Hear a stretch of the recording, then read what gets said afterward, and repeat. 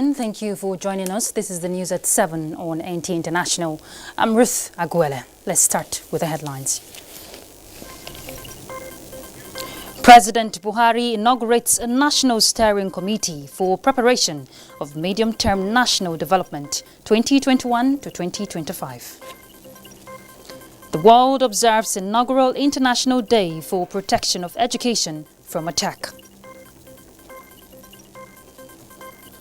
Plus, Oxford University COVID-19 vaccine trial put on hold as one participant falls ill.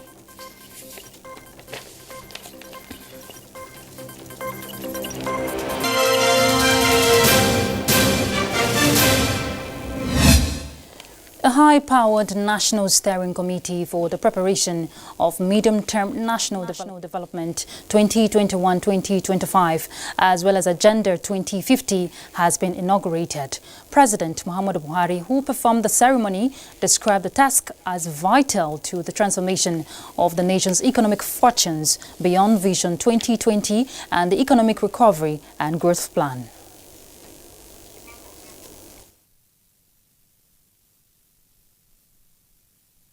In order to ensure continuity and efficiency in our development planning, it has become necessary to develop successor plans to the Nigerian Vision 2020 and the Economic Recovery and Growth Plan, which both lapsed in December this year.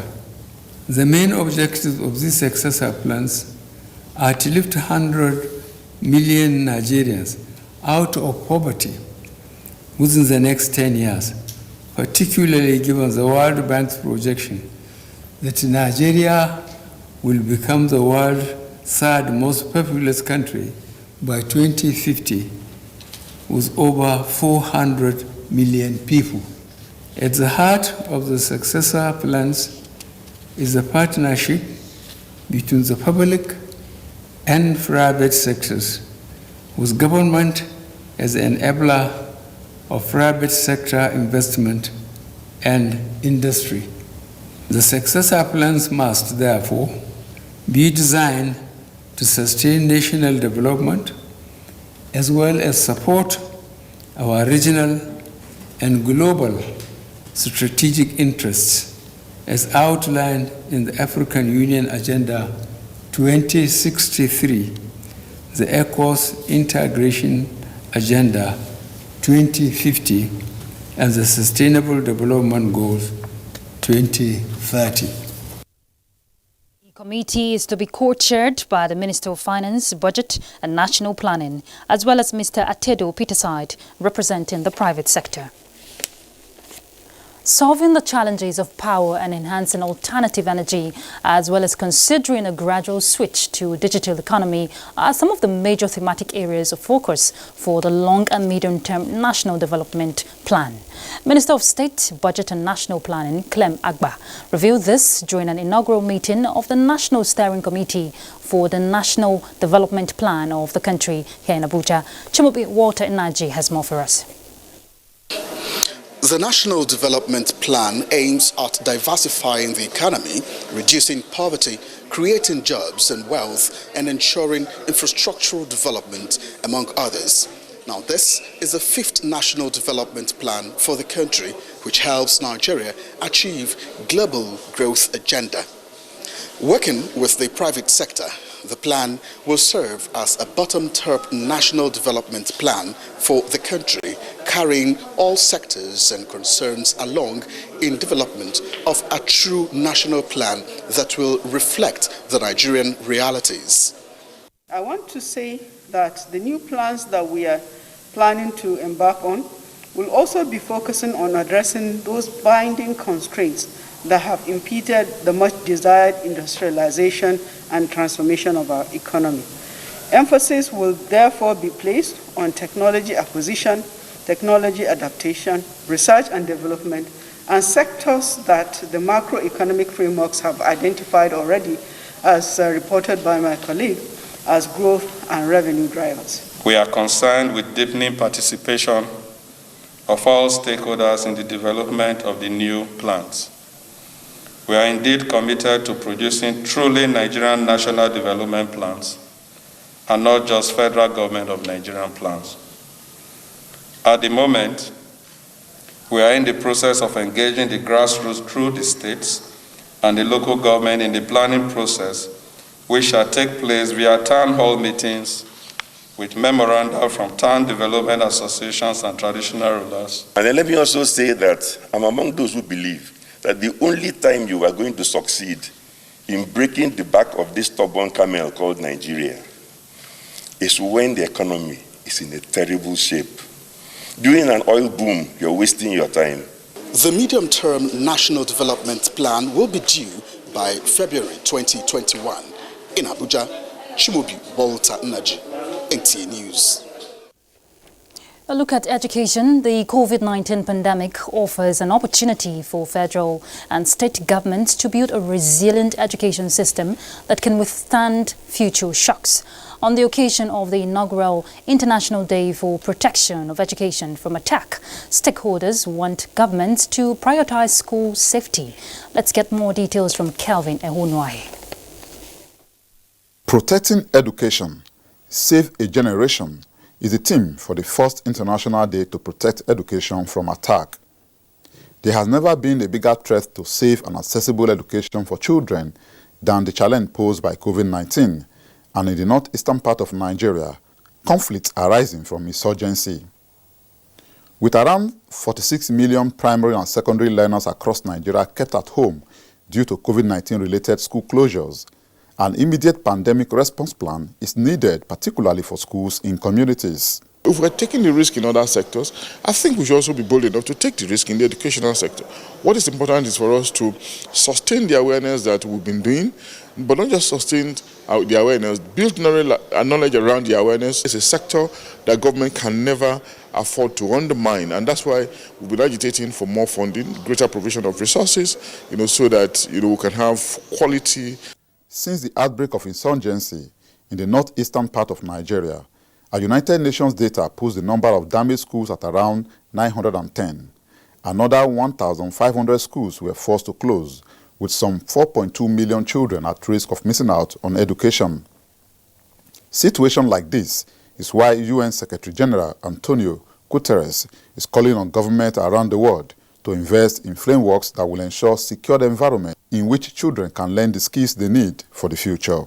To deliver for children in Nigeria, stakeholders note that education must remain on top of the public agenda. In Abuja, Kelvin Ehunwaye, NTA News.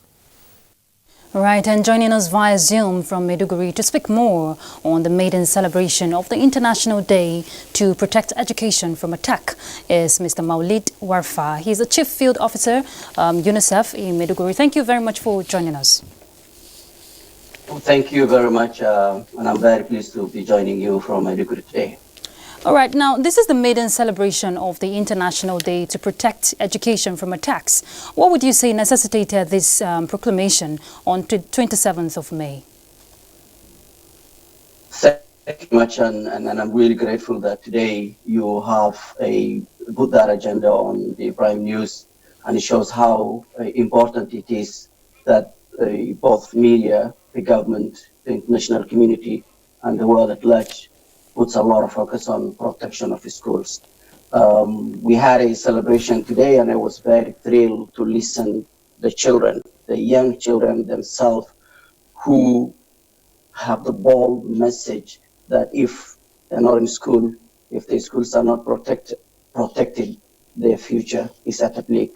And yes, that's why 104 countries signed the Declaration of Safe School at the General Assembly. And with that message is why we are saying attack on schools are a violation of human rights, and the world should, and government of Nigeria and both civil societies and others should focus a lot on protection of schools and protection of children at large. It's an opportunity that we reflect and make sure that no child misses education. I was also saying, as I said today, why only one day that we look into protection of schools against violence. What are we doing the other 364 days? I think Mr. Waffer, protection of schools should be everyday agenda on government and all of us. Yes, indeed. And looking at the protection of schools, what would you say is responsible for the incident attacks on school facilities, teachers, and even students? We've seen that happen, especially in the Northeast. I think it's becoming, as you have highlighted rightly, it's becoming a concern and in a conflict, not only in Nigeria, but globally. Education and the children become a victim. The insurgents groups and other armed groups occupy schools, they attack a village, they come into the community, and the best building they see is a school, and that's where they use as a shelter. Unfortunately, also a military in general, also when they come to an area, the best and the largest building they find is in school, and they tend to occupy and stay. Schools have always become a victim of things that are happening around the area. Unfortunately, that affects the children psychologically. It disrupts their schooling. It sort of exposes them to kidnapping and killing and maiming and all other exposures that are not supposed to be there. Children also have, witnessed those kind of violations, and unfortunately, sometimes because they are children, they play around with those hardware equipments left by the military when the militaries leave the school. Okay, Mr. Waffer. It's a very sad story. Okay, Mr. Waffer, now what do you think can governments do across the world now, to address this phenomenon, especially in this era of COVID-19, talking about the educational sector? Yeah, now for education, both the conflict and non-conflict areas had been affected by the reality of COVID-19, and sadly, a lot of children are stuck in their houses and are unable to go back to school.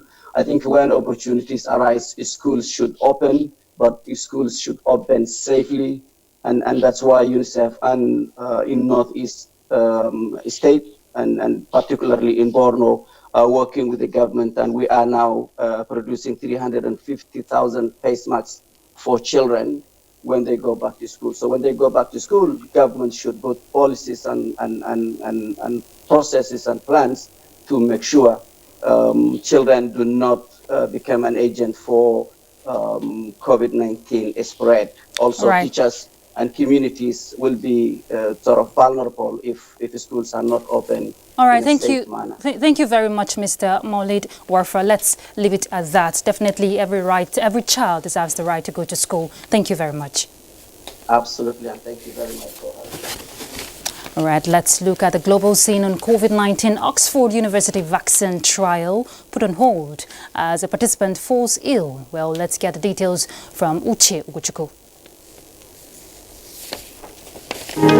Final clinical trials for a coronavirus vaccine developed by the Oxford University and partner have been put on hold after a participant had a suspected adverse reaction in the UK.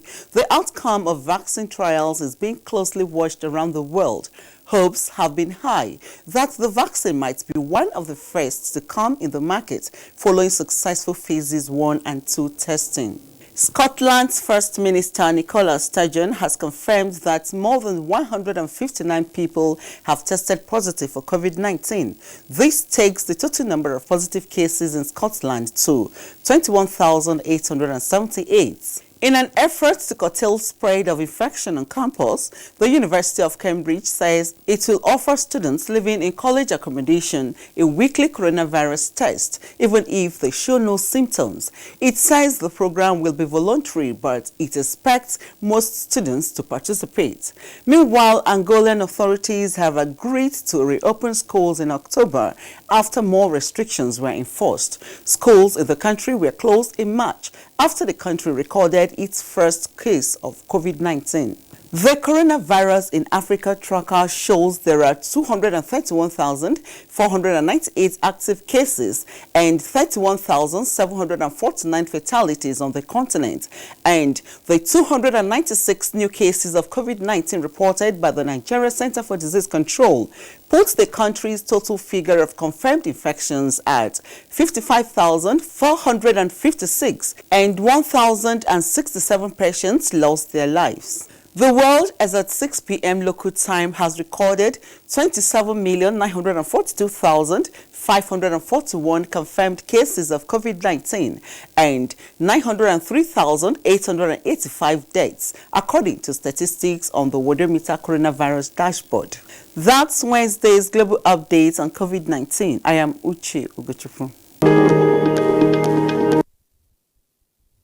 All right, let's take a break. We're back shortly. Stay tuned. Issa too like football on Top Go TV. Sote him forget say him be best man for him party wedding. Amaka disappoint her bobo all because of football. Kola and the family supposed come out, but then gas change plans because for this new football season, Go TV get correct football action will make sense. Get Go TV decoder wey come with 1 month Go TV Max subscription for only 9,500 naira. Go TV.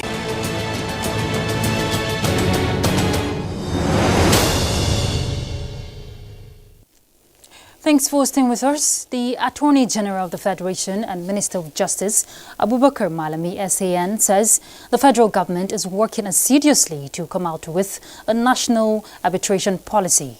Now, this became necessary with the successes recorded at the ongoing PNID arbitration case in the United Kingdom, which he described as a product of collective institutional collaboration and not attributable to a single individual personality. In a statement by Dr. Umar Jibril Gwandu, Special Assistant on Media and Public Relations, the minister said the federal government is not ruling out the possibility of bringing out executive orders to complement same if the need arises. The minister described the successes recorded by the Nigerian government in the recent UK court judgment on PNID issue as unprecedented. Well, transparency and accountability remain key in running the affairs of the Operation Safe Corridor.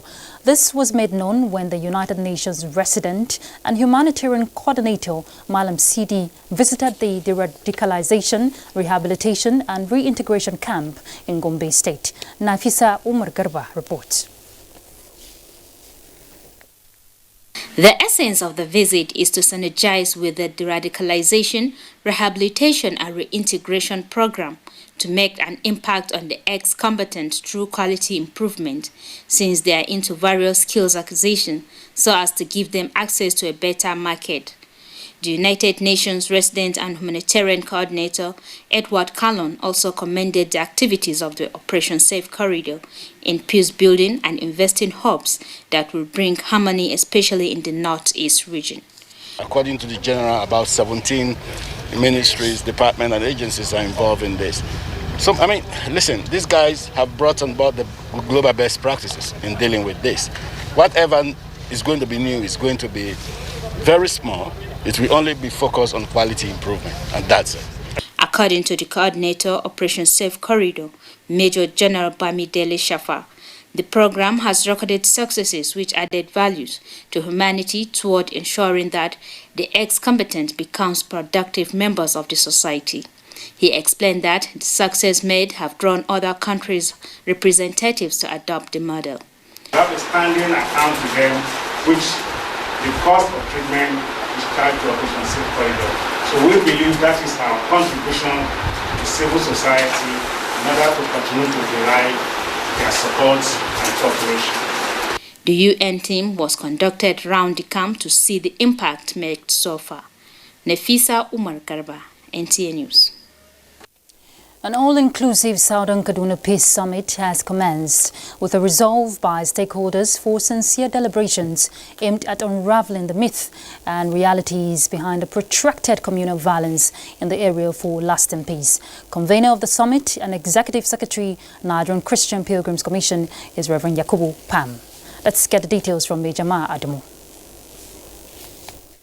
Participants at the summit reflect the ethno-religious composition of the environment and were invited based on their capacity to offer sincere workable input, as well as influence on agreed course of action that may lead to breaking the protracted cycle of violence. Convener of the summit, Reverend Yakubu Pam, stresses that the project, which has the blessings of the Kaduna State government, is a starting point of a continuing process that will be upheld through committees that will be set up to drive the initiative anchored on mutual respect and consensus. We are just here to create a platform, and this platform will be sustained.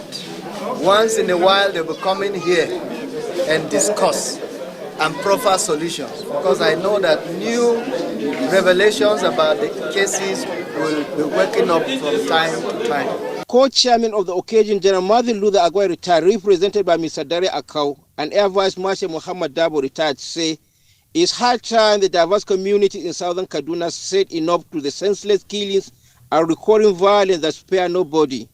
They commend the conveners of the summit, describing it as a crucial springboard towards a promising era of peace in southern Kaduna. Presenting a lead paper, Professor Suleiman Elias Ogoro, Executive Secretary Third Fund, says the time has come for the people to do it differently. We as individuals must make our contributions, and when we come together, we can make a case to government as to what we need for them to help us sustain peace and development. Religious leaders, including Imam Muhammad Ashafa and Reverend Gideon Paramalang of Interfaith Mediation Center, admonished the participants to deliberate with fear of God at heart. In Kaduna, Majama Adamu, NTA News. The Nigerian Television Authority will partner with organizations that promote the unity and national development of Nigeria. NTA's Executive Director Engineering, Stephen Moses Okpanachi, who represented the Director General of NTA, Malam Yakubu Ibn Mohammed, made this known when he received the leadership of Kids Code Club Africa. The Kids Code Club is into training innovations and mentorship program of the African child.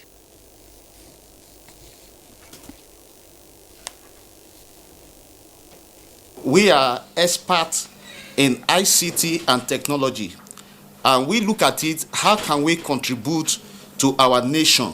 What can we give to this great nation, Nigeria, and Africa as a whole? So we look at it with our expertise.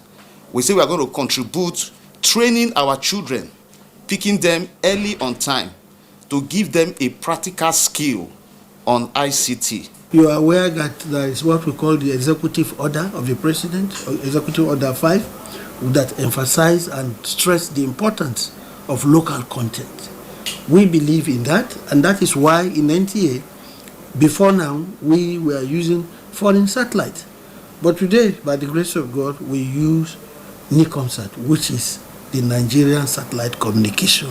So we are going to work closely with you to build capacity, particularly with the children. Partnership between NTA and Kids Club Africa will help contribute to the growth of economy through innovative technologies. And in Ilorin, we hear that a ravaging flood has destroyed more than 100,000 hectares of rice, maize and millet farms in Patagi and its environing Kwara State. Over 3,000 residential buildings were also submerged by the flood, rendering a great number of people homeless, including women and children. Kende Omolosho reports. Flooding is not a strange disaster in Patagi, but this time it came like a thief in the night, entering every house, joining people and taking away their belongings. The flood also submerged schools, hospitals and other infrastructure found on its way, including electric poles and pipe-borne water schemes. I'm at the bank of the River Niger, where residents can be seen relocating from where the floods have devastated their residents to the mainland. About 3,000 buildings have been affected in the entire riverine site. It has increased their poverty level. This used to be a farmland, but has now been taken over by waters from the River Niger. The flood is so devastating to the extent at which residents have lost valuables worth millions of naira. Baradogi, a settlement 3 kilometers away from Patigi, is submerged. It has wreaked no less havoc on over 100 communities like this. Mohammed Issa is married with 2 wives and 13 children. He has lost all his means of livelihood to the disaster. Our farm and houses and many things. Floods destroy it. The water is really a big problem for us. The water has affected our houses. All we need now is shelter. We want government to assist us with a permanent shelter. Government should relocate us to better place. Though no life was lost to the flooding, the people's immediate need is pipe-borne water. They are calling on government to assist in relocating them to another place and dredging of the river, sourcing the flood to prevent future occurrence. Kehinde Omolosho, NTA News. On Rigachikon Bridge along Kaduna Zaria Highway, we hear it is work in progress. Abdullahi Mohammed reports that the project managers have concentrated on refilling the transition bays of the bridge, which caved in 11 days ago, if you recall. Let's see that. It would be recalled that a couple of hours after reopening the Rigachikon Bridge following remedial works, the transition bays caved in again. This sent a signal to the engineers that they are dealing with a case that deserves more than the usual. So they teamed up and concentrated their energy on fixing the troublesome transition bays, which has now become a bitter pill. With a total excavation of the wet soil, boulders and concrete were brought in and gradually been laid to form a new formidable base. What we are doing now is to go to the bottom of the deck of the abutment, beneath it, beside the embankment there. We want to build it from the base. We are using boulders so that we stabilize it, so that by the time we do it, any vehicle, no extra that will cause any. But at the expense of the alternative bridge, which is also in dire need of attention. Its two transition bases are threatened, especially as it now carries the load of traffic plying the highway in and out of the city of Kaduna. Permanent solution awaits the two bridges. You may not appreciate the magnitude of threat to this bridge until you find your way under it. A part of it, which looks like its stabilizer, has already given way. But in the words of the federal controller here in Kaduna, a permanent solution is coming soon. That is reassuring. In Kaduna, Abdullahi Mohammed, NTA News. Thank you, Abdullahi, for that. Let's talk sports. English Premiership trophy won last season by Liverpool is up for grabs as 2020-21 season begins on Saturday. So also La Liga. Let's get details on Sports Update with Badi Adeleye.